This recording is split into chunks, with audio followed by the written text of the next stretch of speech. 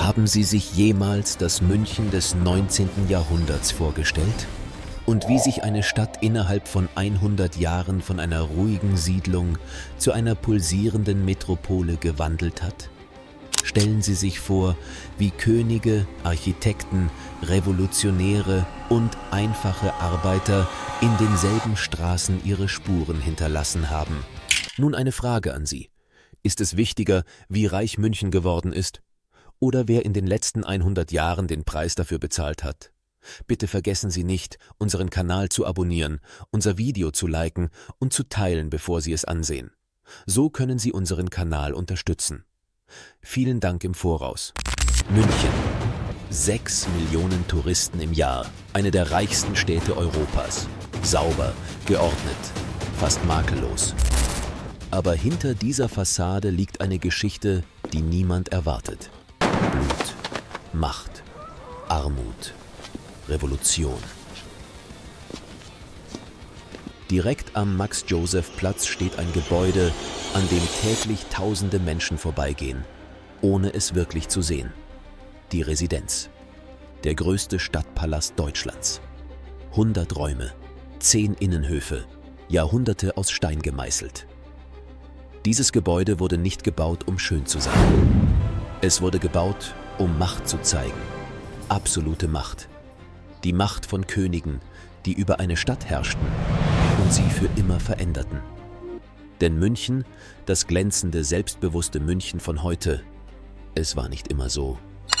Im 19. Jahrhundert war diese Stadt ein Schlachtfeld, nicht mit Waffen.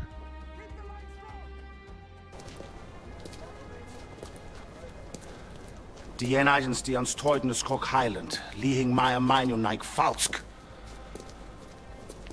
Wartet ab, wir kommen! Sondern mit Visionen, mit Armut, mit Aufständen und mit dem unbändigen Willen einiger weniger, die Geschichte einer ganzen Stadt umzuschreiben.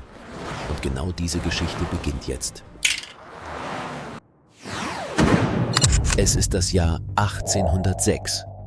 Bayern ist kein Kurfürstentum mehr, es ist ein Königreich. Und München, bis dahin eine überschaubare Residenzstadt, steht plötzlich vor einer neuen Rolle. Aus dem Nichts soll eine Hauptstadt werden. Eine echte. Eine, die dieser Würde gerecht wird. Der Mann, der diese Aufgabe übernimmt, heißt Maximilian I. Joseph von Bayern.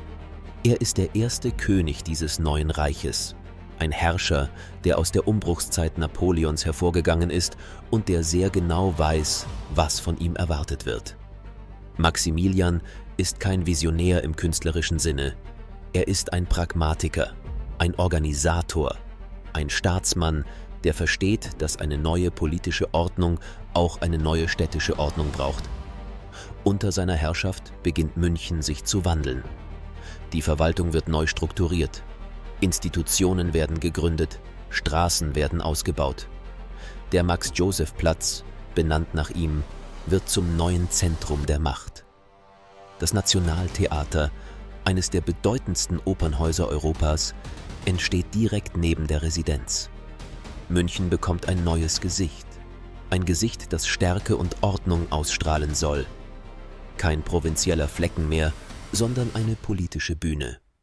Vor dem Königsbau der Residenz steht bis heute sein Denkmal, ein Monument, das erst nach seinem Tod enthüllt wurde, weil Maximilian selbst nie sitzend abgebildet werden wollte. Eine kleine, fast trotzige Geste, typisch für einen Mann, der Geschichte schrieb, ohne laut darüber zu sprechen. Doch der eigentliche Wandel stand noch bevor. Denn sein Sohn, ein Mann, der in Bildern dachte, in Marmor träumte und in Monumenten regierte, würde München in eine Stadt verwandeln, die Europa bis heute kennt. Es gibt Herrscher, die regieren, und es gibt Herrscher, die bauen. Ludwig I. von Bayern, der 1825 den Thron bestieg, gehörte zur zweiten Kategorie. Mit einer Leidenschaft, die an Besessenheit grenzte. Er wollte aus München eine Stadt machen, die mit Rom, mit Athen, mit Paris mithalten konnte. Nicht irgendwann, sondern jetzt, sofort, in seiner Regierungszeit. Ludwig dachte in Monumenten. Noch bevor er König war, reiste er durch Italien und Griechenland, stand vor antiken Tempeln, saß in antiken Theatern, atmete die Luft einer Zivilisation, die ihm als Maßstab für alles diente. Als er nach München zurückkehrte, trug er diese Bilder in sich und er war entschlossen, sie Wirklichkeit werden zu lassen. Unter seiner Herrschaft entstanden Museen, Plätze, Prachtstraßen, Kirchen und Staatsgebäude, die die Silhouette der Stadt für immer veränderten. Die Ludwigstraße, breit und majestätisch, sollte keine gewöhnliche Straße sein. Sie war eine Aussage, ein Bekenntnis, eine Botschaft an die Welt. Hier regiert ein König, der die Antike liebt und die Gegenwart gestaltet. Doch es war nicht nur Ästhetik, was Ludwig trieb. Hinter dieser Schönheit steckte Kalkül. Wer prächtige Gebäude errichtet, behauptet Macht. Wer Museen baut und Kunstwerke aus ganz Europa zusammenträgt, zeigt, dass sein Reich kulturell ebenbürtig ist mit den großen Nationen. Ludwig sammelte mit einer Intensität, die seine Zeitgenossen manchmal erschreckte. Er kaufte antike Skulpturen, Gemälde der Renaissance, griechische Vasen. Die Residenz selbst wuchs unter seiner Hand. Der Königsbau, den er in Anlehnung an den Palazzo Pitti in Florenz errichten ließ, verlieh dem gesamten Ensemble eine neue Würde. 30 Meter hoch, mit Räumen, die für staatliche Repräsentation und königliches Leben zugleich konzipiert waren. München begann zu glänzen. Doch dieser Glanz hatte seinen Preis. Und nicht jeder in dieser Stadt durfte daran teilhaben. Es gibt einen Raum in München, der älter ist als alle anderen und den die meisten Menschen nie betreten haben: das Antiquarium der Residenz. Ein Gewölbesaal von 66 Metern Länge, gebaut zwischen 1568 und 1571, der größte Renaissancesaal nördlich der Alpen. Ursprünglich für die Antikensammlung von Herzog Albrecht V. errichtet, wurde er später zu einem Festsaal umgebaut. Die Wände zeigen Ansichten bayerischer Städte, die Decke ist mit allegorischen Malereien bedeckt. Wer diesen Raum betritt, betritt Jahrhunderte. Doch der Mann, der im 19. Jahrhundert das Gesicht der Residenz und der gesamten Stadt entscheidend formte, hieß Leo von Klenze. Er war Hofarchitekt unter Ludwig I. und einer der bedeutendsten Baumeister seiner Zeit. Klenze war kein Handwerker. Er war ein Denker in Stein, ein Mann, der Architektur als politische Sprache verstand und der diese Sprache mit einer Präzision beherrschte, die seinen Zeitgenossen den Atem verschlug. Unter Ludwigs Auftrag entwarf Klenze Gebäude, die München bis heute prägen. Der Königsbau der Residenz, angelehnt an florentinische Vorbilder, aber mit einer eigenen Würde ausgestattet. Der Festsaalbau, 250 Meter lang, mit Thronsälen und Empfangsräumen, die für Staatsanlässe gedacht waren.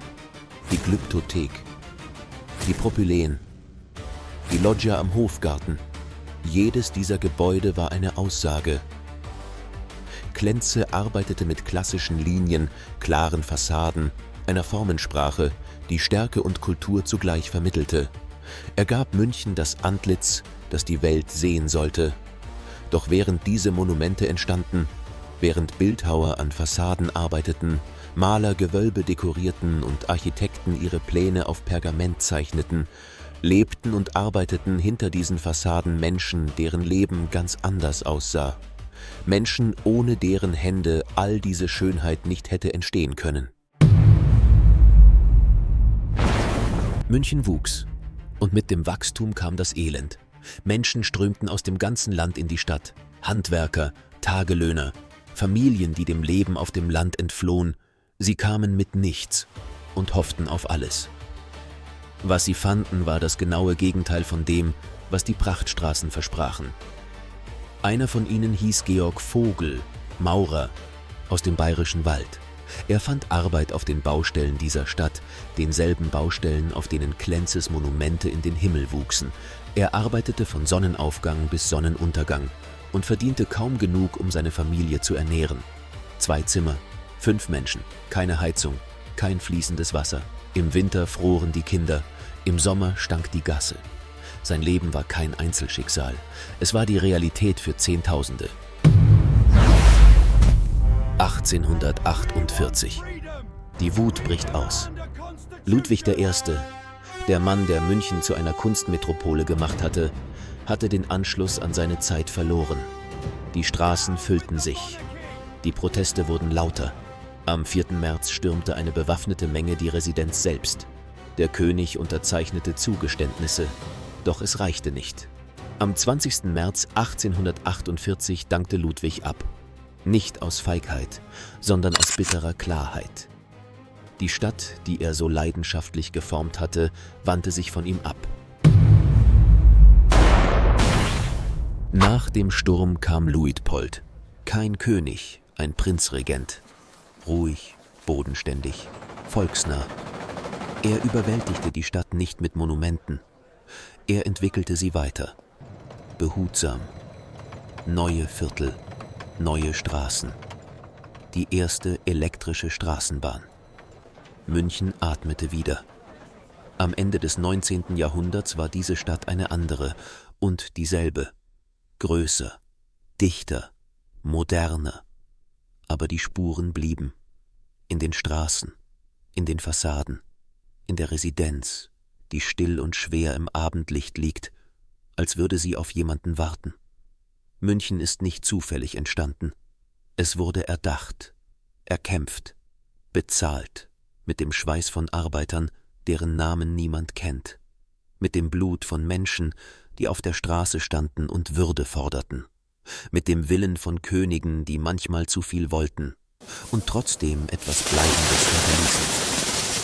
Diese Stadt ist kein Zufall. Sie ist eine Entscheidung.